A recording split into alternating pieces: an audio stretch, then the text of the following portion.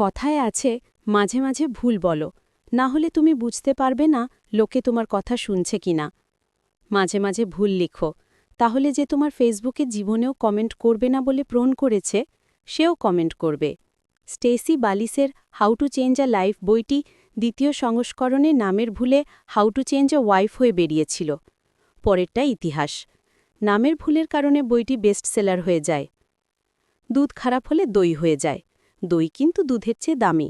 যদি এটা আরও খারাপ হয়, এটা পনির হয়ে যায়। দই এবং দুধের চেয়ে পনিরের মূল্য অনেক বেশি। আঙুরের রস টক হলে তা ওয়াইনে রূপান্তরিত হয়, যা আঙুর রসের চেয়েও দামি। আপনি ভুল করেছেন মানেই আপনি ব্যর্থ, ব্যাপারটা এমন নয়।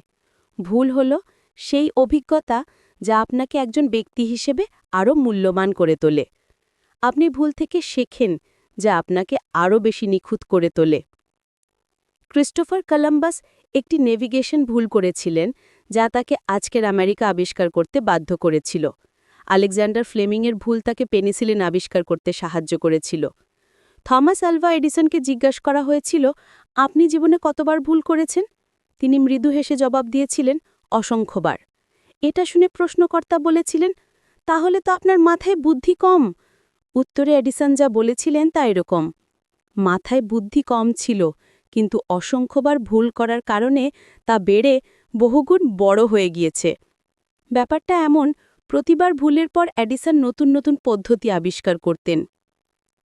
ক্যানাডিয়ান বিখ্যাত লেখক রবিন শর্মা বলেছিলেন, ভুল বলে কিছু নেই, সবই নতুন শিক্ষা। বিজ্ঞানী আলবার্ট আইনস্টাইন বলেছিলেন, কেউ যদি বলে সে কখনো ভুল করেনি, তার মানে সে কখনো চেষ্টাই করেনি। বেঞ্জামিন ফ্রাঙ্কলিন বলেছিলেন, উন্নয়ন হল চেষ্টা এবং ভুলের একটি সমন্বিত প্রক্রিয়া।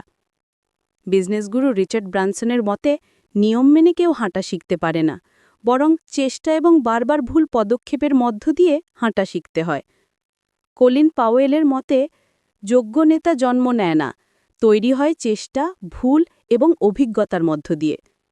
অন্যতম সেরা ক্রীড়াবিদ মাইকেল জর্ডান বলেছিলেন, আমি অসংখ্যবার ভুল করেছি এবং ব্যর্থ হয়েছি বলেই আজ আমি সফল। হেনরি ফোর্ড বলেছিলেন, ভুল হল একমাত্র সুযোগ, যার মাধ্যমে নতুন করে শুরু করার আরও সুযোগ পাবেন। এক প্রেমিকের ভাষ্য, ভুল মানুষের প্রেমে পড়া মানে আরেকটি শুদ্ধ মানুষের প্রেমে পড়ার অন্যতম সুযোগ। কথায় আছে, সত্যিকার মানুষ কখনো নির্ভুল হতে পারে না।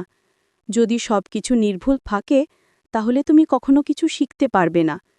পেন্সিল মানসিকতা হওয়ার চেষ্টা করো, তাহলে ভুল হলে পিছন দিয়ে ঘষে মুছে নতুন করে চেষ্টা করার সুযোগ থাকবে। মুছতে না পারলে চিত্র হয় না। কলম মানসিকতার মানুষগুলো নিজেকে নির্ভুল ভাবে, তাই কলম দিয়ে সুন্দর চিত্র হয় না।